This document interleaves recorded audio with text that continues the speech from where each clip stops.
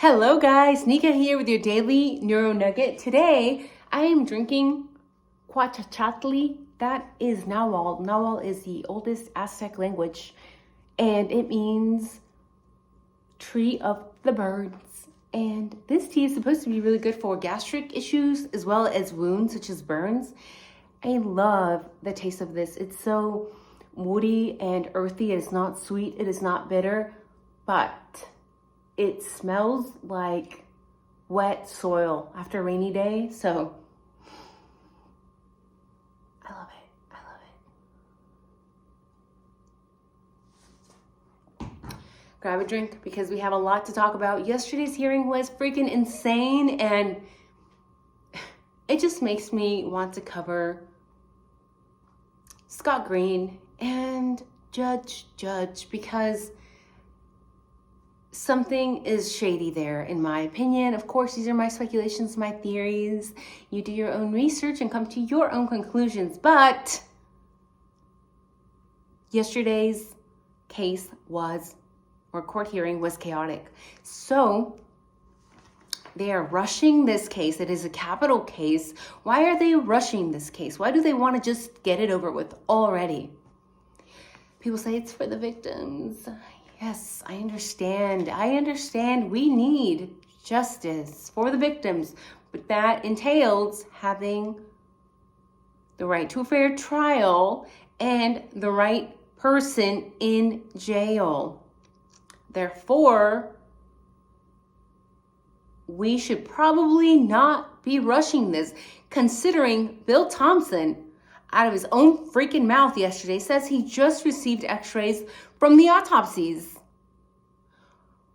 If that is not the biggest WTF to those who watch the court hearing, I don't know what to tell you anymore. I can't make you use your brain. I cannot. It's been a year and going on a year and 4 months here since the crime took place. And Bill Thompson is saying that they just received these x-rays. Why did it take so long? Okay, this never happens. Never have I heard of a case where this has happened. Really, 16 months to get x-rays from the autopsies? Interesting, because I just imagine the prosecution receiving these autopsy x-rays and not wanting to hand it over to the defense, because what if maybe the wounds don't match the K-bar? Are they going to try to seal that as well? Because I can see them trying to seal that x-ray report. Now, all along, we have heard Thompson saying he's ready for the trial, and now suddenly he's not ready. It's very interesting. Thompson has also been saying, we have given them all there is to give. Why say that when you know damn well there are still things you have not received, aka the x-rays from the autopsies? Because he's been saying that for a minute now. Prosecution is just starting to sound a lot like Moscow LE. And when you keep going back and forth with the truth, people are gonna maybe look at you sideways. So I think the prosecution needs to be very careful on what they're saying because they're painting a horrible image of themselves. Interestingly, we see Ann Taylor circling back around to the most important thing in this case. Yes, justice for the victims, but having the right to a fair trial is essential. And when I go to the comment section of the news channel that broadcasted yesterday's hearing, I was disgusted, I was horrified, I was ashamed because as a veteran who served to protect our country, to protect our rights, what do we see in the comments section? We see a bunch of Americans saying, what does it matter how LE got the arrest warrant? And I'm like, I could literally take a right and stomp on them in front of you at this very moment and you would be freaking clueless. And that's a shame. Because that is how we get our rights stripped away from us. Now, I see people saying, you know, we're way past that. It doesn't matter. It doesn't matter how LE got the arrest warrant. We're so much further away from that. It doesn't matter. It does matter. You know why? Because if they got this arrest warrant only with phone pings that did not have a confirmed CAST report, or with terribly blurry videos of some blurry vehicle, or with some random statements about bushy eyebrows and being 5'10", which is like the most average male description, that's a problem. That is a problem. I mean, does the CAST information even match Ellie's version of events? Because if it doesn't, then that would explain why they're doing everything not to give it over.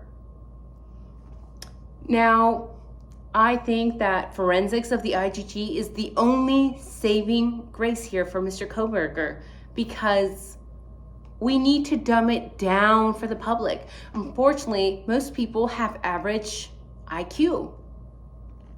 And a lot of people also have below average IQ. And that means we need to simplify things. We need to dumb them down for the public so that they understand that this IgG information, this IgG DNA can be transferred as many as 6 times. Meaning if I touch something, it does not place me at the crime scene, because one person could shake my hand and then the other person could shake that person's hand, and so on and so forth 6 times, and then my DNA still end up at a crime scene. Does not mean I was there. We need to dumb that down, because people, as soon as they see or hear DNA, they're like, he's guilty, without actually understanding the science. I think it is essential for Ann Taylor to find a forensic consultant who is independent, meaning they are less likely, hopefully, to be biased in this case, because we see a lot of bias showing at the moment, and I see the bias from Judge. Did you guys watch yesterday's hearing? And if you did, can you see the bias?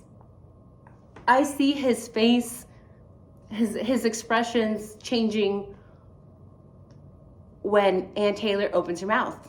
He seems to really like Bill Thompson, though. It's his pet, right? Thompson's a court pet. And Judge definitely, in my opinion, shows who he is siding with. He says that investigating the timeline prior to the arrest will pull in other people. Why is he opposing this most basic request? If you were saying you're a judge, a man of the people, a man who is fair, who wants a fair trial, who wants justice, but here you're opposing the investigation of people that may be involved prior to the arrest? To me, a fair judge would be like, screw it, if that's what it takes. If it means that this case will get extended, if there's more people involved, they should be looked at. But no. Judge says, this is a bad idea. Doesn't want to pull in other people prior to the arrest. So you're just going to ignore potential evidence. Potential suspects even. Do you think that's fair? Do you think that's fair to the victims? Do you think that's fair to the parents of the victims? Do you think that's fair to Moscow community? Let me know what you think in the comments. That to me points to either Judge being scared? Is he afraid of something? Why won't he grant this discovery? Is he afraid? And if so, who is he afraid of? So it's either that, or he just wants to get this done and over with.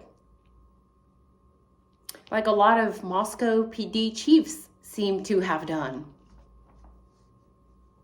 And prosecutors are still not handing evidence over. Why?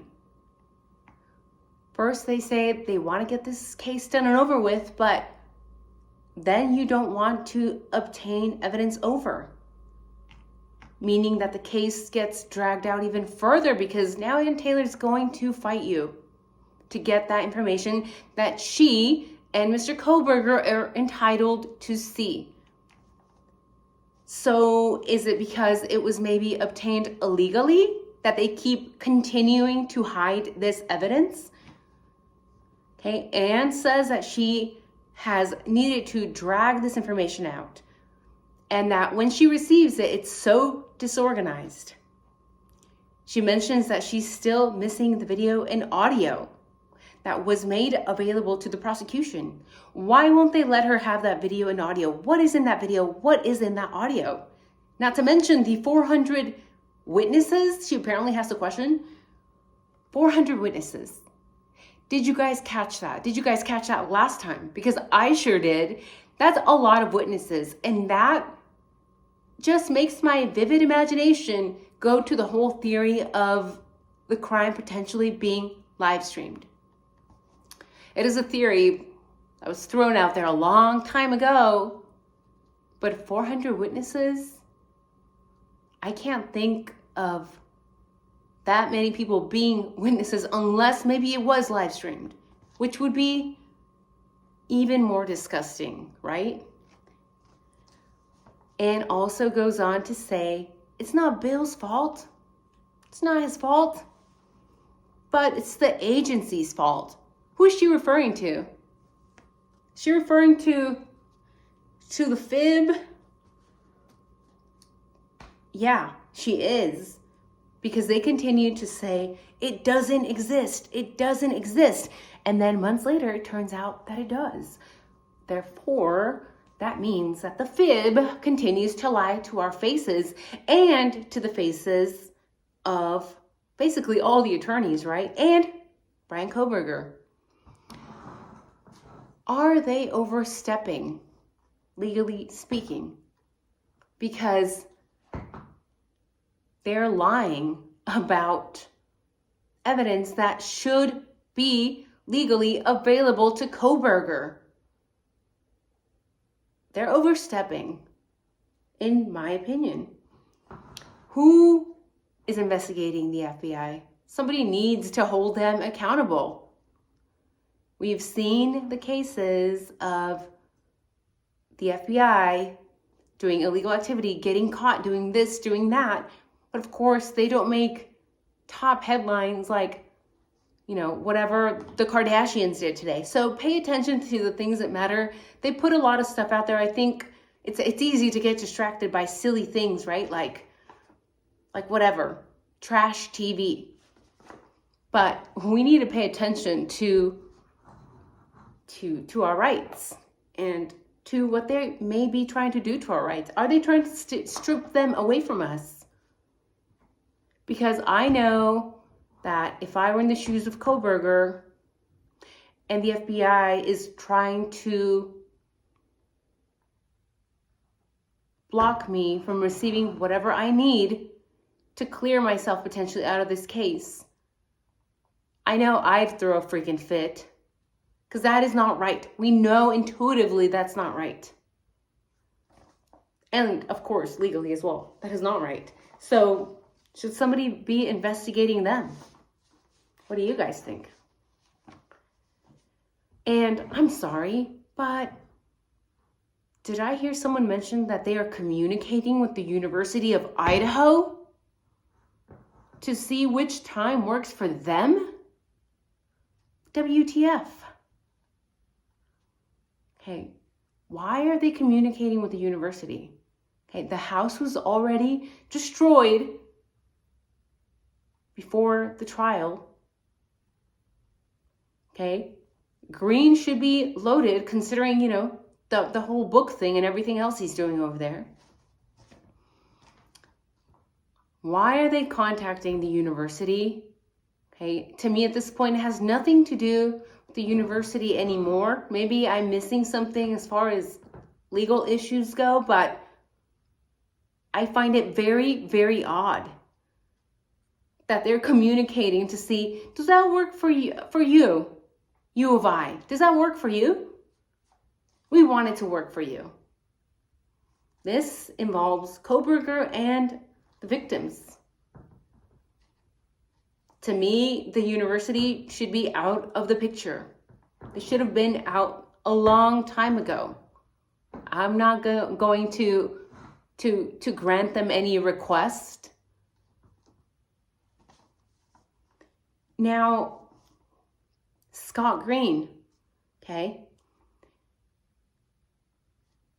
He attended U of I from 1980 to 1984.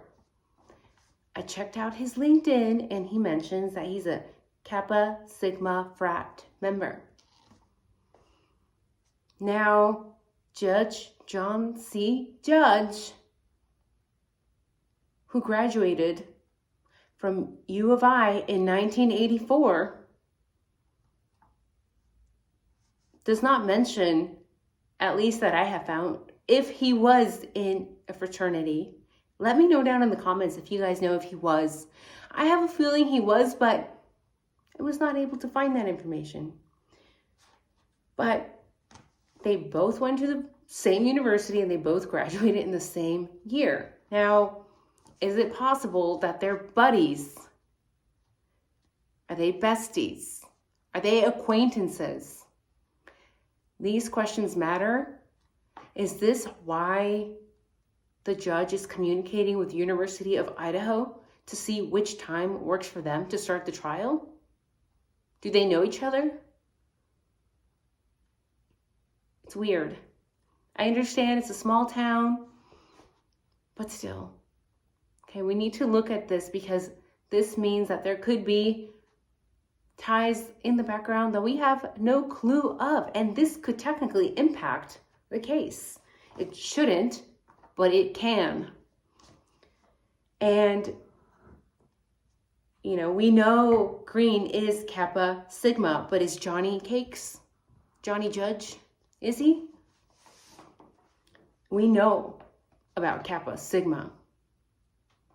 Have you guys watched the news just a few days ago?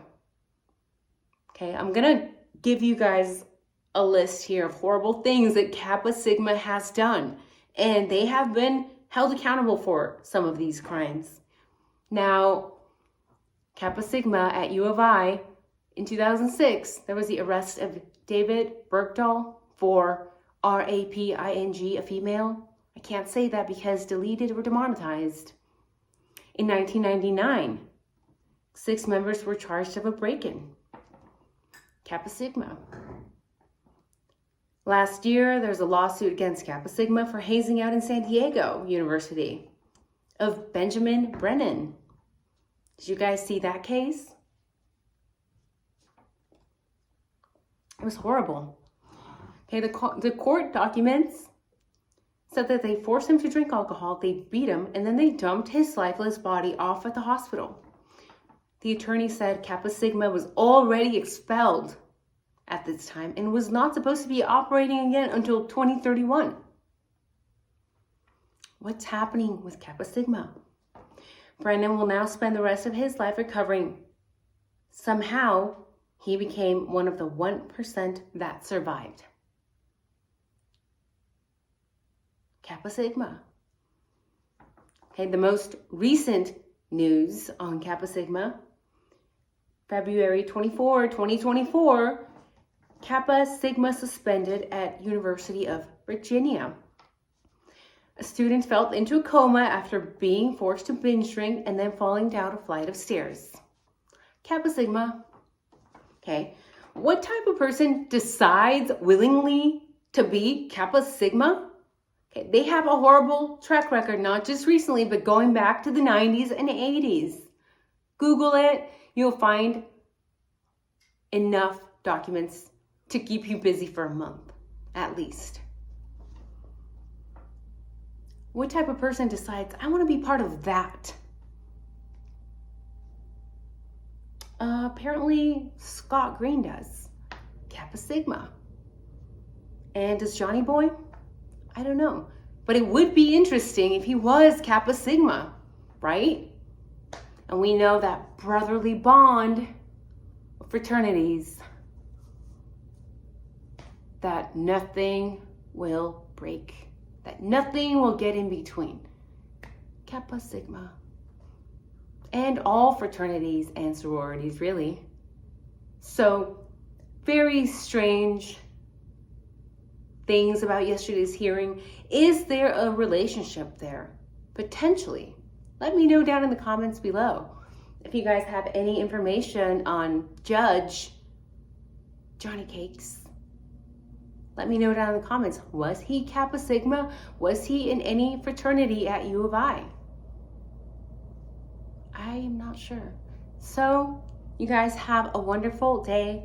And, by the way, thank you guys for being so patient with me because I am a polyglot. And I've had so many of you be so kind in the comment section to correct me so kindly or so rudely as my pronunciation is sometimes wrong or what have you. So thank you guys for correcting me. I am learning as we go. I will try to do my best.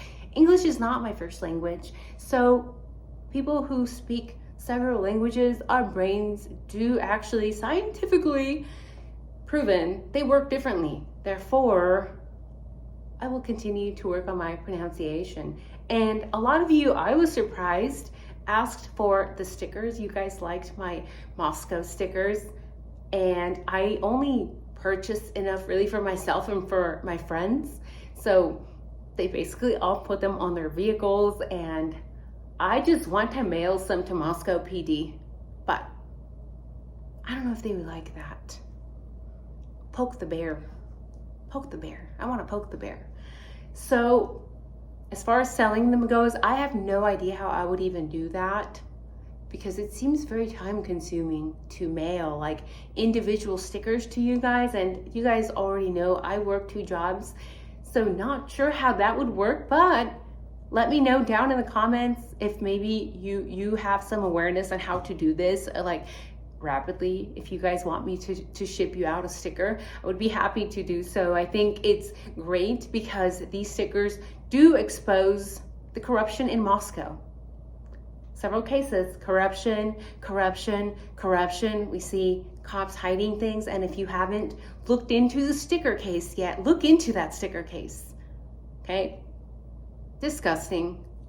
So sometimes something as simple as a silly sticker like I made does raise awareness. Therefore, it is what it is. You know, we gotta expose the darkness in this world. And none of us are perfect. I am not perfect. Okay, I've done, things that are not perfect. But when it's horrible things happening within our law enforcement systems, our court systems, we need to say something. So I have to get going. I hope you guys have a wonderful day, and I will be uploading a very interesting video hopefully tomorrow, so you guys stay tuned. By the way, since you're already here, you might as well subscribe, and you might as well leave a comment in the bottom there. Leave me a little heart if you like this video. I like the little hearts. You know, that shape. You guys take care. Have a good day.